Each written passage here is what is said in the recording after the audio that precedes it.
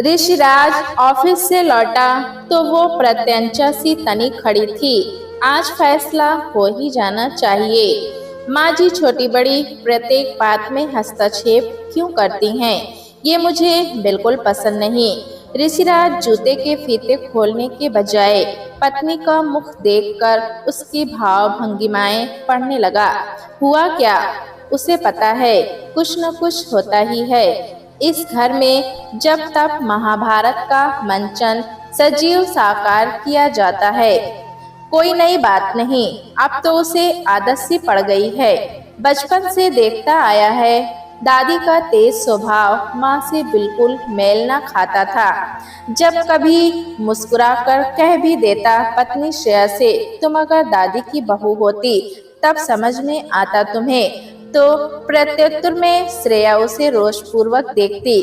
बचपन में वो दर्शक था और अब निर्णायक, लेकिन समस्या का समाधान उसे कभी ना मिला। वो अक्सर ही गलत निर्णायक साबित होता। इतने उसे मौन रहना अधिक प्रिय था। घर में छोटी छोटी बातों को लेकर होती कलहों को अनुभव कर वो सदैव बेचैन हो जाता। कभी कभी वो सोचता, ये सास बहू का मुद्दा भी सत्ता के खेल का छोटा रूप है। एक पक्ष सत्ता में तो दूसरा स्वयं विपक्ष में जाकर टक्कर लेने के लिए खड़ा हो जाता है। आज का मुद्दा फिर वही पक्ष विपक्ष की छीटाकशी तनातनी होगा। वो बैठा कपाल लगाता रहा कि कब क्या कहना उचित होगा। पत्नी श्रेया सामने ही उद्गिन खड़ी थी। देखो जी, जो भी हो, मैं अब और बर्दाश्त नहीं कर सकती, लेकिन मुझे बात तो पता चले। वो अभी धैर्य रखे हुए था। होना क्या है? मेरी सहेलियों का फोन आता है तो जाकर झट से पैरेलल लाइन का रिसीवर उठा कान से लगा लेती हैं। क्या जरूरत है इन्हें दूसरों की बातें सुनने की? मेरी सहेलियां आती हैं तो भीतर से आकर उनके सामने जम जाती हैं, अपने जमाने की बातें करती हैं। अरे ये बैठे ना चुपचाप अपने कमरे में, क्या जरूरत है हर मामले में टांग अड़ाने की? अब तक ऋषिराज बात सुनते हुए जूते उतारकर सोफे के नीचे सरका चुका था। ऐसे मौकों पर ऋषिराज के लिए घर में रहना दूभर हो जाता। दोनों के बीच वो ऐसे पिसता जैसे चक्की के दो पाटों के बीच गेहूं। कभी बादल गड़गड़ाते तो कभी बरसकर ही दम लेते। वो झटपट पानी पीकर कपड़े बदल कर लेट गया। आज उसे भरी दोपहरी में ऑफिस के काम से तेजी जाना पड़ गया। 200 फीट ऊंचाई वाली किले की सड़क के दूसरे छोर पर स्थित तेजरी ऑफिस जाते जाते उसका माथा तपने लगा था। धरती धू धू करके जल रही थी। राजा के जमाने की सड़क के दोनों ओर खड़ी खजूर वृक्षों की कतारें हवा की साए साए सनसनाती लू में बदल चुकी थी। लौटते हुए उसे लगा कि कनपटियां धधक रही हैं और आंखों में तीतापन भरा गया है। फिर भी बॉस ने उसे छोड़ा नहीं। अर्जेंट मीटिंग के सारे आंकड़े तैयार करके शाम ढले कहीं घर आ पाया और अब यहाँ कहाँ जाए जहाँ 2 घड़ी सुकून मिल सके। सिर दुख रहा था। माहौल में अभी भी तपन और गर्मी शेष थी। शायद आज मैक्सिमम टेम्परेचर हो रहा है शहर का। तभी उसकी माँ निर्मला आई। उसने सोचा, जरूर बहू की बातें सुनकर मेरे आगे सफाई पेश करने वाली होगी, और यही हुआ भी। ऋषि, सुन ली तुमने बहू की मिथ्या रोज भरी बातें? मैं तो समझी थी कंची का टंक काल होगा। लंबी घंटी सुनकर ही मैंने फोन उठाया, वरना मुझे उसकी सहेलियों से हुई बातचीत सुनकर क्या करना। बेटे को मौन पड़े देख वे कहते कहते चौंकी। ऐसे क्यों पड़े हो बेटे? क्या हुआ? तबीयत ठीक नहीं क्या?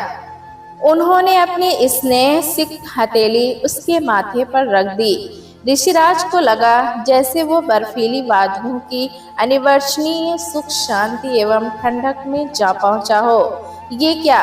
तुझे तो बुखार है, माथा बुरी तरह तप रहा है।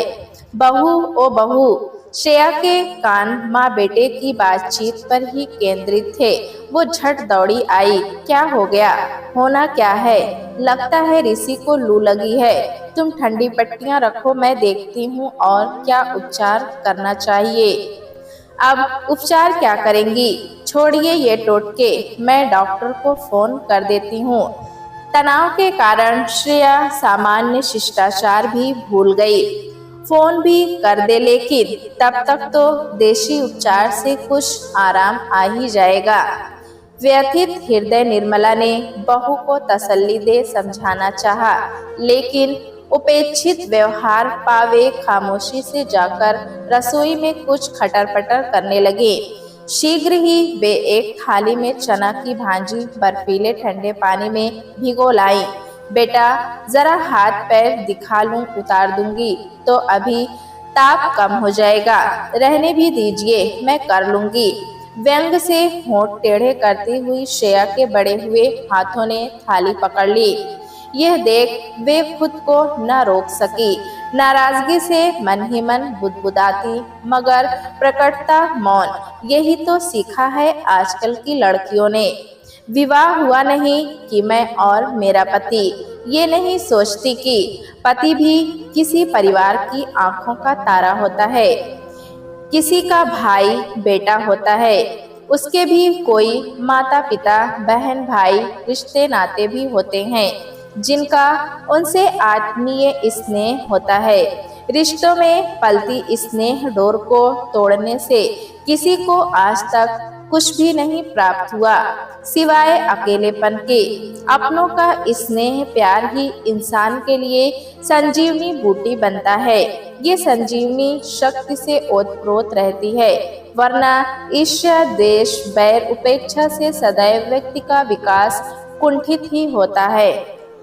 प्यार के भी अलग अलग रूप होते हैं। भला पत्नी के प्यार की माँ की ममता से क्या बराबरी? दोनों में कैसा मुकाबला? माँ तो सदा निस्वार्थ स्नेह लुटाती है। मैंने सोचा था कि मेरी बहू नहीं मेरी बेटी होगी। एक बेटी ससुराल भेजी तो दूसरी मेरे घर आ गई, लेकिन लाख प्रयास करने के पश्चात भी इसने मुझे माँ नहीं माना। ये तो पति की माँ को एक प्रतिद्वंदी की दृष्टि से देखती परखती रही। 25 साल तक अपने बेटे को केंद्र मानकर प्रधि बनकर घूमती माँ को एक बिंदु मात्र बनाकर दूर अनंत में छिटक देना चाहती है। कितनी कष्टप्रद स्थिति है ये। पति की मृत्यु उपरांत जिस बेटे का मुख देखकर जीती रही, उसी की पत्नी से बार बार उपेक्षा पाना, निरादर किया जाना मेरे स्वाभिमान को किस गहराई तक लहूलुहान करता है, किससे कहूँ। घर की बात बाहर कह नहीं सकती, जग हंसाई होती है और मन ही मन में पी जाऊं तो कब तक मैं अपने बच्चों की खुशियों में शामिल होना चाहती हूँ। कष्टों का निवारण करने में सहायक बनना चाहती हूँ, लेकिन श्रेया अपने एकांत में मुझे बाधा मानती है। खुशियों के बीच मेरी उपस्थिति उसे सहन नहीं होती। हे ईश्वर, उन्हें और मुझे सद्बुद्धि देना, मेरे लिए राह निकालना, ताकि ये खुश रह सके। अपनी निष्पाप स्थिति पर लंबी विवेचना करती वे खामोशी की चादर ओढ़ अपने कमरे में बैठी रहीं। उनका कमरा क्या था? कबाड़ खाने में एक चरमर करता, चूल्हे हिलाता उनकी सास के जमाने का तख्त, विरासत में मिले पुराने पुश्तैनी शहर के मध्य गलियों में बने मकान में कुल 3 कमरे और रसोई थे।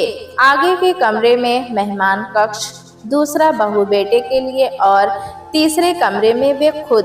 उसी में रखा रहता टूटा फूटा अच्छा बेकार सामान वगैरह। आगे दोनों कमरे कूलर युक्त थे। पीछे का कमरा सामान से ठुसा भट्टी की तरह सुलगता रहता। जब पंखे की तपती हवा सहन न होती तो वे अकेली ही छत पर सोने चली जाती। पिछवाड़े के बाड़े के आम और महुआ के डोलते पत्ते, उनकी सर की आवाजें निबिड़ अंधकार और एकांत में अजीब भयावह समा उत्पन्न कर देते। उनकी हालत इधर कुआं उधर खाई जैसी हो जाती। सदा से अकेले सोने में घबराने वाली निर्मला के लिए ये संकट की घड़ी बन जाती। जो कमरा उनका है वो पहले सासू माँ का हुआ करता था और यही तक पीठ सीधी करने का स्थान। जब श्रेया ऋषि की पत्नी बनकर आई तो आकर उसने उनके बड़े से हवादार कमरे को अपना शयन कक्ष बना लिया। कारण उसके साथ आया डबल बेड कहीं और आ ही नहीं पाता था। वो देर तक बैठी पुरानी यादों से अपना दिल बहलाने का प्रयास करती रही, किंतु बेटे के तपते शरीर का ख्याल उन्हें बार बार बेचैन कर रहा था।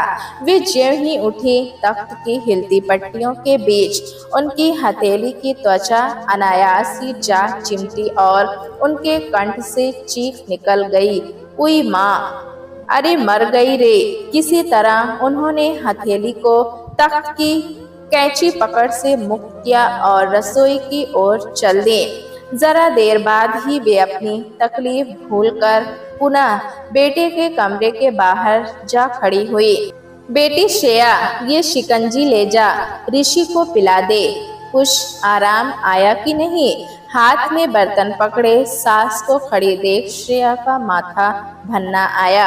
उसने आग्नेय दृष्टि से सास की ओर देखा और बुदबुदाई, कैसी बेशर्म है। पति पत्नी को जरा देर बीमारी में भी एक साथ रहकर चैन नहीं लेने देती। बहू, तुमने मुझसे कुछ कहा क्या? जी नहीं, भला मैं क्या कह सकती हूँ? श्रेया के स्वर कटु एवं तल्खी से भरे थे।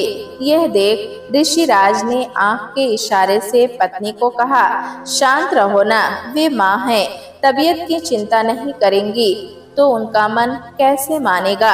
हाँ, आप तो बस मुझे ही शांति का पाठ पढ़ाते रहिए, ये नहीं कि अपनी माँ को भी कुछ शिष्टाचार सिखा दें। उन्हें कहिए कि अगर फुर्सत रहती है तो एकांत का उपयोग भागवत भजन में करें। दरवाजे के बाहर निर्मला के कदम जड़ हो गए।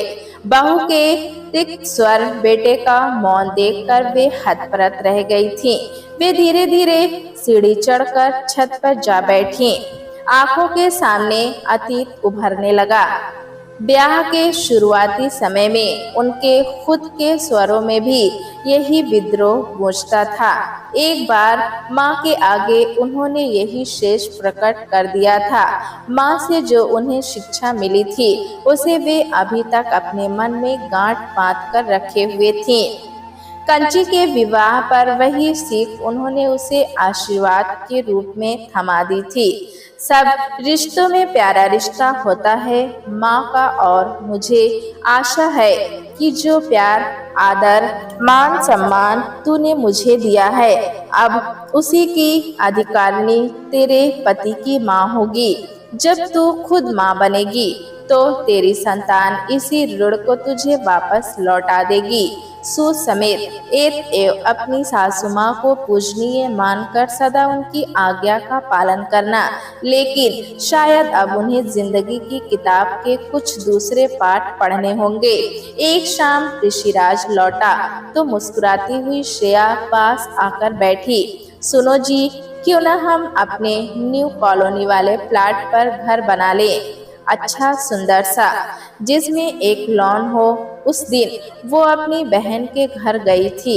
हाँ, सपना तो बहुत अच्छा है पर काफी महंगा है। तुम्हारे यहाँ औरों ने भी तो बनाया है, जैसे वर्मा साहब ने, और लोन लेकर दत्तात्रेय का तो काफी बड़ा मकान बना है। लेकिन हमें क्या जरूरत है लोन लेने की, बेकार में सिर पर कर्जा चढ़ेगा। हमारे पास अच्छा भला पुश्तैनी घर है। जी नहीं, ये विरासत में मिला सदियों पुराना मकान रहने लायक तो क्या, बेचने लायक भी नहीं है। ना फर्श में मार्बल, ना रोशनदान सिंह, ना वाश बेसिन। मेरी दादी का घर देखा तो है, कितना अच्छा है ना? वो तो ठीक है, लेकिन फॉर्मेलिटीज पूरी करने में काफी वक्त लग सकता है। ऋषिराज ने कुछ सोचते हुए कहा। पत्नी को आश्वासन दिया था, कोशिश में लग जाइए बस। अब तो यहाँ रहना दूभर है। मेरा तो दम घुटता है इन तंग गलियों की बदबू में।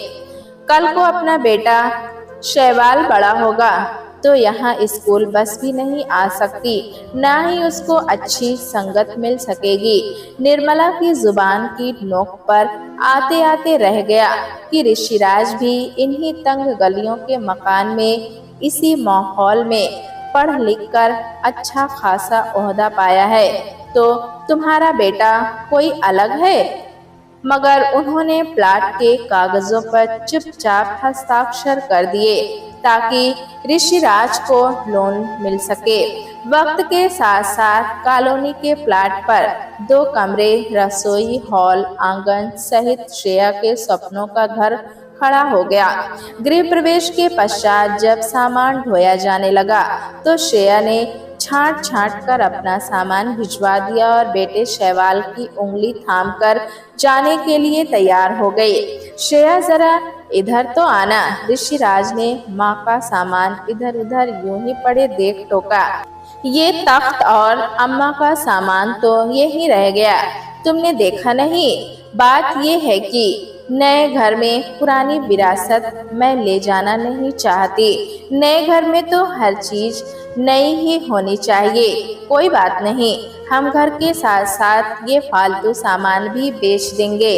श्रेया ने तब हिचकिचाते हुए धीमे स्वर में कहा, माँ तो हमारे साथ जा नहीं रही, इसीलिए ये सामान पे प्रयोग कर लेंगी। माँ नहीं जा रही? क्यों नहीं जा रही?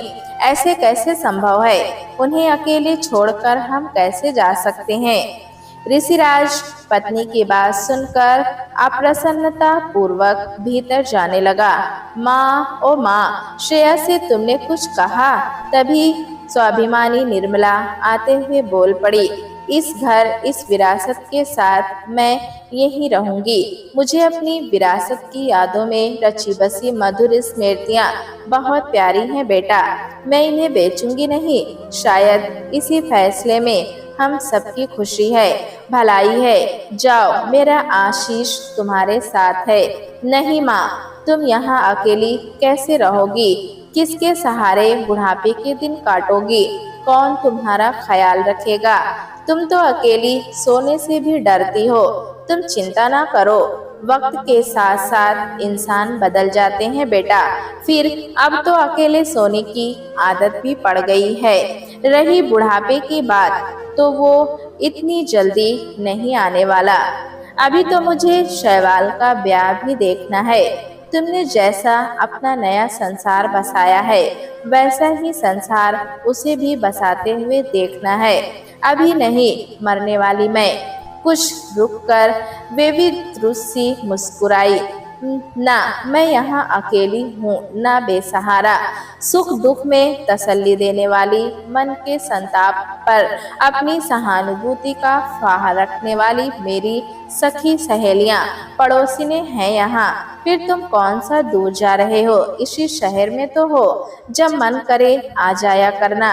कहते कहते उन्होंने खुद को सामान्य बना लिया था, मन में उमड़ती भावनाओं पर काबू कर लिया था। ऐसे में ऋषिराज विहल हो उठा। मुझसे नाराज हो माँ? भर्राए कंठ से वो बोला, तुम्ही ने बसाई मेरी गिरस्ती, वरना मैं और तुम तो सुखी संपन्न ही थे। बताओ ना, क्या बात है? नहीं रे, मैं तुझसे नाराज कैसे हो सकती हूँ? जैसे शैवाल तेरे जिगर का टुकड़ा है, वैसे ही तू भी मेरी आंखों का तारा है। लेकिन मेरा ये फैसला हम सबके हित में ही है। अपनी आंखों के छलकते आंसू उन्होंने किसी तरह छुपाए और मुड़कर भीतर जाने लगी। तभी ऋषि के साथ साथ शैवाल ने भी उनका हाथ पकड़ लिया और चरण स्पर्श किए तो वे ठंडी उपसांस भरकर भर्राई आवाज से बोले, खुश रहो, भगवान तुम्हें हर सुख दे। बात को खत्म कर वे एक झटके से अंदर चली गईं। अंदर जाकर वे देर तक आंसू बहाती रहीं। निर्मला अपने लाडले को परेशान नहीं देख सकती थी। उनका मन चाहा कि हृदय पर रखी वज्रशिला को हटाकर हंसती मुस्कुराती अपने बेटे के सजे सवरे घर में चली जाएं और प्रसन्नता पूर्वक रहें। पोते की प्यारी प्यारी बातें, ऋषि की गृहस्थ जिंदगी में आते सुखद क्षणों का आनंद लें। पर फिर उन्हें याद आ गया, बेटे का उनके और श्रेया के बीच पिसना। वो कभी नहीं चाहती थी कि विवाद की स्थिति उत्पन्न हो और जब भी काम से लौटे तो थके हारे बेटे के ऊपर किसी अन्य चिंता का बोझ पड़े। लेकिन न चाहते हुए भी वही सब होता था। घर की कलह में ऋषि पिसता रहा और वो सम्मान की अधिकारिणी कभी न बन सकी। एतेय हृदय पर पत्थर रखकर उन्होंने ये निर्णय लिया था जो व्यवहारिकता की दृष्टि से उन्हें उचित लगा और आहत स्वाभिमान की रक्षा हेतु बेहतर भी। बेटे की ममता मोह माया से उबरने में थोड़ा वक्त तो लगता था, लेकिन अब उनका अपना संसार अलग था। अपनी विरासत में वे अब पूर्णतया मुक्त थी। अपने एकांत का उपयोग अपने तरीके से कर सकने में स्वतंत्र थी। वे देर तक स्पंदनहीन सी जड़ बनी बैठी रही। फिर आहिस्ता से उठकर अपना बक्सा खोलकर स्वर्गीय पति की लिखी डायरी निकाल ली, जिसे उन्होंने बड़े जतन से सहेज रखा था। गुजरे लम्हों के दर्द को पीते हुए उन्होंने डायरी पढ़नी आरंभ की। पृष्ठ दर पृष्ठ एक जगह वे रुक गईं। लिखा था, जिंदगी खत्म तो नहीं होती दो चार लम्हों पे, अभी गुजरेंगे कई वाक़ये तब खत्म होगा ये दौर। एक अज्ञात प्रेरणा से उन्हें अनायास ही याद आया जवानी के दिनों में जब उन्हें घर से ही फुर्सत न थी, काम ही काम था। उस पर भी दूसरों की मदद करने में उन्हें बेहद खुशी मिलती थी।